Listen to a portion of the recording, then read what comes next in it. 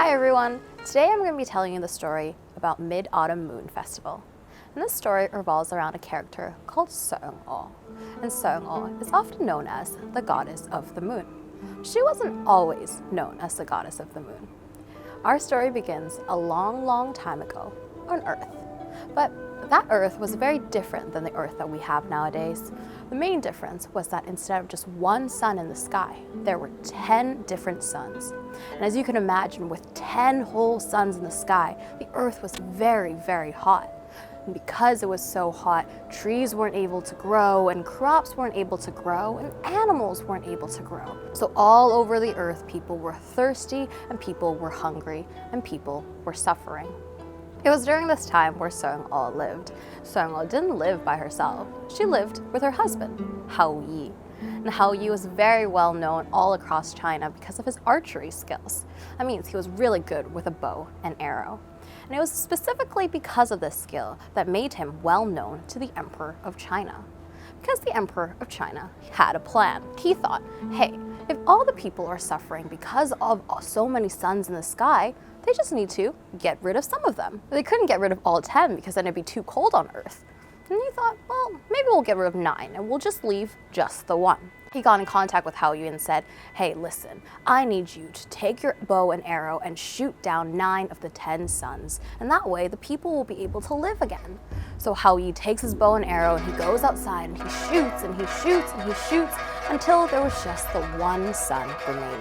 And all across the Earth, the relief was felt simultaneously. People were able to breathe again. The trees were turning green, the crops were returning, the animals were able to breathe as well. The water was also returning to the rivers and the oceans from the heavy rainfall.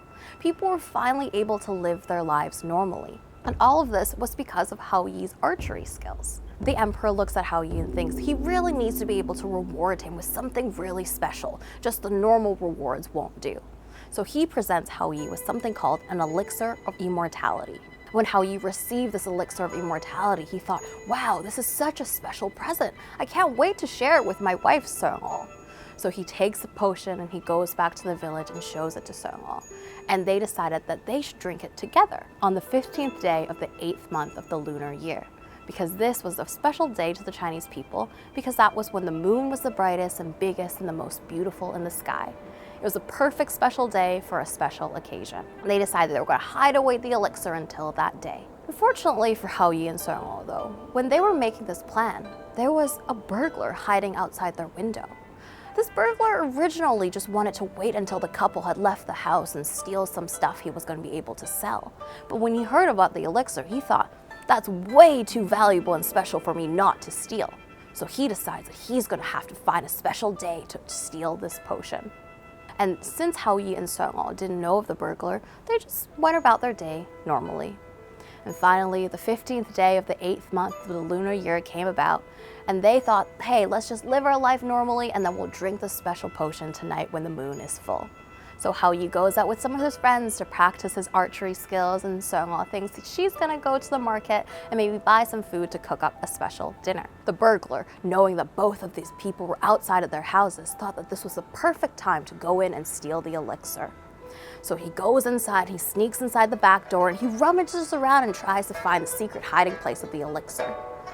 At the same time, Xiong was walking to the market. She was gonna reach into her wallet to buy something. But she realizes, hey, my wallet's not here. So she has to go back home. When she returns home, she sees that her house was a mess and there was stuff everywhere. And immediately she knew what was going on. She knew that there was a burglar in her house, and she knew that they were going to be looking for the elixir of immortality. And since she knew that she and Hao Yi had hid the elixir in a very secretive place, there's no way the burglar had found it yet. She had the plan to go find the elixir and run away so then the burglar wouldn't be able to find it. This plan would have worked if the burglar hadn't spotted her in the last minute. And in that moment of panic, Xiong didn't know what to do. She didn't want to give the elixir away to this burglar. It was way too valuable for that. Xiong looked at the elixir and looked at the burglar and didn't know what to do. The elixir was a very special potion. She can't just give it away to this burglar who was trying to rob her. So she decided that there's only one thing that she could do in that moment. And she decided that she had to take the elixir and drink it all herself. She takes off the bottle cap and she drinks the entire potion herself. as soon as she finished drinking the potion, she started feeling this weird feeling inside her body. She was feeling very tingly and feeling very, very light, and it's almost as if she was floating away. And then she looks down to the ground and she realizes she was floating. She was getting further and further away from the ground, and the burglar looks at this crazy sight and got freaked out and ran away. And it was in this moment where Hao Yi returns home and sees Xiong E flying up into the sky. Hao Yi tries his best to grab at Xiong E and try to reach for her, but he couldn't because she was too far away.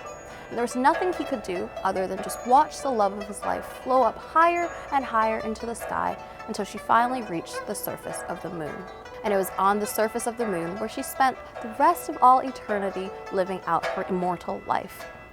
And Hao Yi, who loves his wife so, so much, every single year on the 15th day of the 8th month, he would come outside and look at the moon. When it was the biggest and the brightest and the most beautiful, he thinks he could kind of see his wife up there. And he would come out and look at the moon and try to celebrate all the memories and all the good times that they were able to celebrate together. And that's exactly how Chinese people celebrate Mid-Autumn Moon Festival nowadays. They would reunite with their families and celebrate the memories that they have, and they would get together and watch the big and bright and beautiful moon. And they would also eat this special little pastry called a moon cake. It's about this big, and on the inside there is an egg yolk. And what happens when you cut inside the moon cake into a little slice is that you'll see a perfect circle on the inside that looks like a tiny little moon. And that is why we eat a moon cake.